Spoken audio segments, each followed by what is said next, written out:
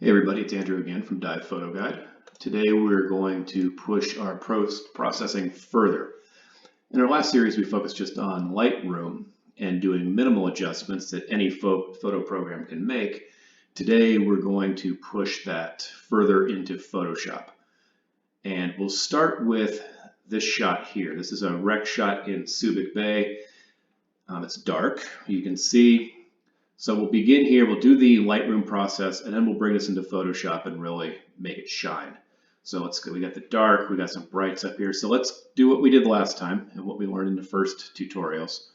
Start here, top to bottom. You know I don't do exposure and contrast until the end. Highlights usually bring down. You can see that drops up there, the water. It's not really a big deal here. The big deal here is shadows. In this case, my strobe triggered way up here and underexposed down here. So my shadows are pretty dark. Let me actually bring the shadows up this time. Instead of down, we would lose all this bottom detail. Bring them up. All right, so whites and blacks, this is using our full grayscale. We're going to bring this up until we start to see some little blowouts up here. Up, up, up, up. Yeah, it's too much. We'll go right there.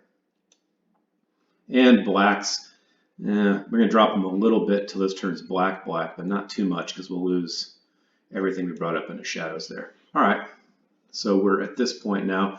We're going to have to bring the exposure up for sure, but we'll wait till the end to do that.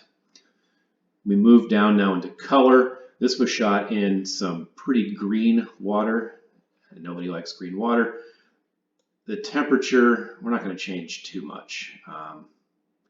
My strobes shoot yellow, so I'm going to put a little blue back in there just to offset that. Pay attention to that on your strobes. They definitely do shoot different temperatures. Mine are, this was shot with CNC YSD2s, I think, and they shoot pretty yellow. The tint, the green water, so we're going to offset the green by adding some magenta. I'm going to go a little over the top here and make the water turn blue. Anyone who was with me on that dive after would be like, what the hell? That water was green. So you have to be careful with how far you push that. You can flat out make green water blue if you want. And sometimes you want to do that.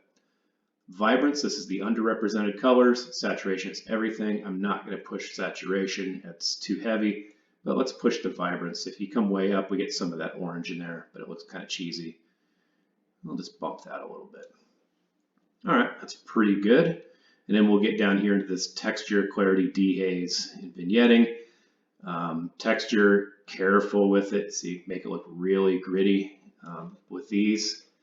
I like to zoom in. So we want to push that just until we start seeing some of the detail pop in here. And the focus isn't too bad on this shot. We'll use these kind of fish here. It's a little soft. Clarity, same thing. If you push it way over, it gets really noisy. You push it this way, you lose detail. We'll bump it just a little bit. Be very subtle with these. And then we'll go back to dehaze, which I like to use a more complete. So you can see that's bringing it. It's the local contrast is what it's doing. Yeah, that's pretty good. And then vignetting. I don't know. I don't like to do this at this point in the process. If you're only going this far, then yeah, then you can maybe vignette this a little bit. That's cool. I'm going to wait until we get into Photoshop with this one.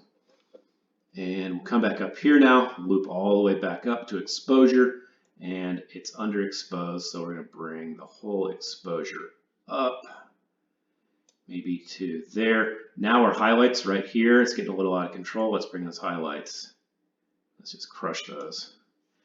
All right, so you can see I had a strobe fire up here. I had a strobe fire down here. This is shot naturally. I just took my camera and turned it 90 degrees. And there's the shot. All right, let's now take this into Photoshop to continue it. And since I've never used Lightroom before, there is here. File, go up to here. Edit in Photoshop. Click that, and boom, off we go. See you in the next video.